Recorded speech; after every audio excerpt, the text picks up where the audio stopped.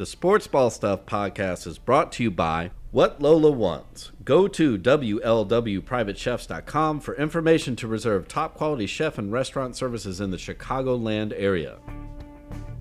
Pulpery Media presents Sports Ball Stuff with your hosts, Brock and Ben. This is where we discuss the major sports stories that intrigue us and the little stories that enrage us. I hate to say this, I thought George Foreman was already dead. I don't know why. But... You know why? Because he stopped being on TV. Because he was on TV there, he was like... Boom. Or maybe he had a health scare and it's like the Pope and you just never heard anything. Oh no, I guess the Pope did make an appearance. Yeah. So he's technically out now. Yeah. It's like Weekend at Bernie's though. Did he speak? Did he give the blessing? Well, no, I mean... They wheeled him out there. They made sure... Well, I mean, he's going to be on rehab, but they got to get him out before Easter. So, Oh, right. But that's enough about the Pope. But we were talking about George Foreman. Who was a minister. But he was, but he did not get carted around the United States in bulletproof glass. No. The Pope was here, by the way. We've talked about that. Yeah. George Foreman. This dude was everywhere. And people don't realize... that he went toe-to-toe with some of the greatest fighters ever. And beat them. Yeah. Like Muhammad Ali and... Joe Frazier. Thank you, God. Yes. Oh, the Frazier Foreman, I mean, that's the one... when you think of... It's sad, because Joe Frazier... Man, that guy. He was one of the best inside fighters of all time. And huge. Yeah, but was... like 5'10". Right. So he could. I mean, but he was a heavyweight. Yeah. Think about that. He was 5'10". If you remember what, but I mean, like Tyson. Yeah. Nobody until Tyson fought like Frazier did. Correct. And Foreman was able to beat him with that mummy defense. Well, his hands. There's a reason that they say his hands are like cinder blocks. Like they're giant. Yeah. But he also fought Tyson in Holyfield. Dude fought everyone. Well, there was that stretch in the 80s. Yeah, he would fight anybody for the money. Correct. Because he was fucking flat broke. But and he beat. They're really doing comic books about Chad Gable's Luchador. He got in that sweet spot where they needed a fight for Michael Moore after Correct. Michael Moore beat Holyfield. Right. Out of the they just needed somebody. And that's who he beat when he won the title again. Yeah. He was gassed in the corner when he hit him with the jab. Right? Well, the irony is that he beat Michael Moore in the way that essentially Ali beat him. Yes. Was that he got it was slightly different. Yes. Yeah, but he was slightly different in that Foreman got the shit beat out of him for 10 rounds. Mm-hmm. And then Michael Moore thought, okay, I got to go in for the kill. And he just jabbed him with that cinder block. Yeah. Boom. Dropped him. And then you could tell that Foreman was exhausted but surprised too. Yeah, or I mean just that and you think about it, his road back to redemption was so long. Right. And he had to go through so many fucking dudes. And then it happens on a jab and a quick cross. Yeah, something. And it was done. Yep. But and then he was champion. In his 30s. No, 40s. He was 42. That's how old he was when he beat him? He's the oldest heavyweight champ. And then defended it. Clearly defended it. Yeah. Defended it a couple of times and then retired and took that shit home with him. Just like John Cena. Because none of you motherfuckers deserve it. But the other thing people forget about Foreman was much... Not the Foreman grill. No, but how much the Rumble in the Jungle destroyed him. Well, yeah.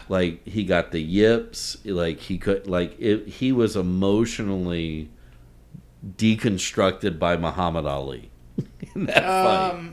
He won the gold medal? Yeah. Yeah, he was a gold medal winner, and then that's what got him started on. And I think he won He was 76. He won, like, was it like 10 or 12 fights in a row to get to the Ali fight? Yeah. But, like, he got his first belt when he beat Joe Frazier, which at that time was, like, next to impossible. Particularly Correct. with a dude who had an open defense. Yeah, he's ham hocks. Yeah. Yeah. Again, cinder blocks. Which, I mean, again, Joe Frazier should just be able to go in and pound away. And break every single rib and both sides. Rupture both kidneys. Yeah, exactly. And his spleen. Yeah. Yeah. But and the last thing I'll say about Foreman, and one of the beauty parts about the documentary When We Were Kings, is when they're showing Foreman's training and he's on the heavy bag. Yep. And he's just, as you say, cinder blocks. He's slugging away at this one spot, and you see this gigantic dent. Yeah. And I think it's like Norman Mailer was like, Ali had to walk by that heavy. They were training in the same And gym. these heavy bags, there's a reason they're called heavy bags. Right. They don't move other than swing. There's a reason they swing because And if you usually got a hit dude it, holding it. correct. But Ali had to walk by that. With Because, like, Foreman would have the morning training session, Ali would have the afternoon. So Ali has to walk by that heavy bag. And that's what they guesstimate what gave Ali the idea of rope-a-dope. Was like, oh, so he's going to slug away at my midsection. Yep. So I just wait till he just tires himself out. And he did. And then I'll fuck him up. And that's one thing. Last thing I'll say, Foreman did tire himself out. That's why he went with heavy hands and because he knew he wasn't going super late. No. God bless your soul, and you gave us the George Foreman grill, and too bad it's extinct because an air fryer was invented. Yeah. Well, whatever. You know what else is coming up? Ben Rice playing first base for the New York Yankees on opening day. Nobody knows who you're talking about. I don't give a fuck. Ben Rice. I've been waiting for this kid for a year or so. Yeah. I told you off mic that I thought he was going to... Yankeedom thought he was going to get buried in the minors for another year. And then we have a crisis at the corners. And that's what he does. And he's having a good spring. I think the thing that put him over the top is he's a backup catcher to the most amazing human ever, Austin Wells. Yeah, but and you said he's also first base. Correct. So Yeah, that's what I mean. He's backup catcher, first base. Goldie's old enough, he's not playing every day. And I think... So you could actually get him decent playing time of catching every fifth pitcher and backing up Goldie at first. Exactly. Yeah. And you don't want to play Goldie every day anyway. Right. He's going to need a day off during the week at least. Correct, yeah. And game day off, people. Come on now. Well, you can also, you swap him out on the DH every now and then. Well, we know that's I was headed next. Yeah. Is because Stanton is now on the shelf, and again, you can shelve him to August. Tennis elbow. I don't give a fuck. Sit him down Right, until August. Right.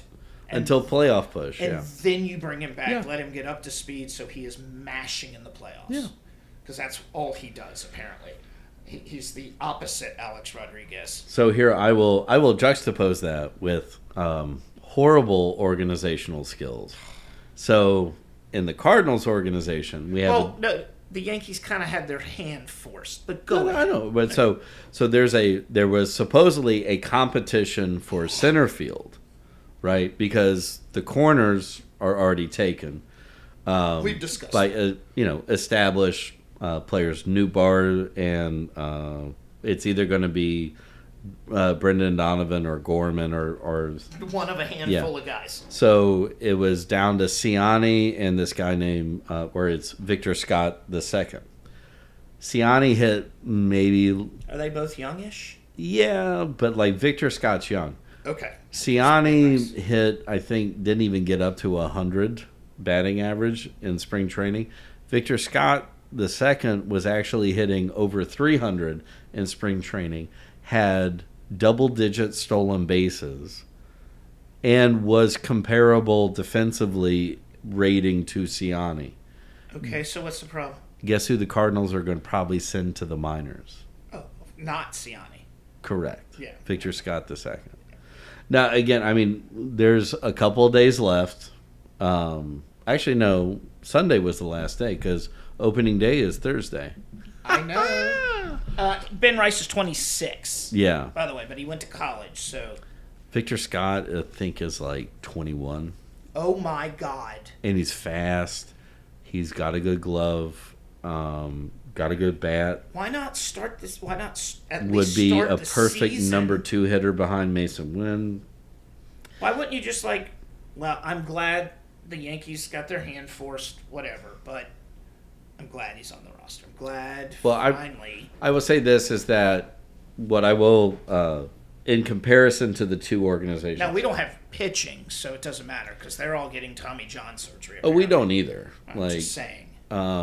We're still hoping Steven Matz can make the starting position. Who was I don't even know who our fifth pitcher is right now. I mean, he's earned it because he's now the most veteran pitcher on the staff. Sonny Gray's getting the opening day start at home. Yeah, we talked about and again, look, I knew going into the season it was going to be, rough, but at the same time, you're going like. The guy who's eventually going to make the decisions, Chaim Bloom, they've already said like, oh, hey, you're in charge of developing the farm system right now, and then next year.